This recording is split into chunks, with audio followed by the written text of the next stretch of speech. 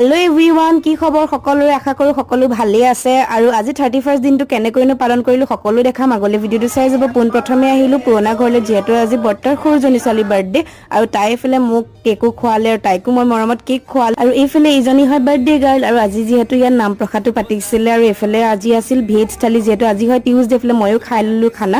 তাৰপিছত ইভিনিঙত চাহ খালোঁ আৰু গোটেই বাই ভনীয়ে মিলি ফূৰ্তি কৰিলোঁ। এনেকুৱা টাইম স্পেণ্ড সহজে পোৱাই নাযায়।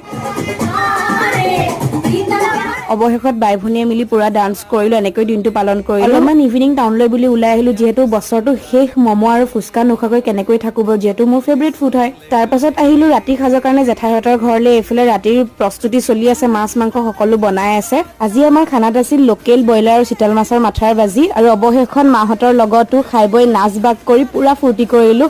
বছৰটোনো কেনেকৈ পাৰ হৈ গ'ল গমেকে নাপালোঁ। Last happy new year guys. Chocolate খাই ময়ো আৰম্ভ কৰিলোঁ নতুন বছৰটো। আজিলৈ আহিছোঁ।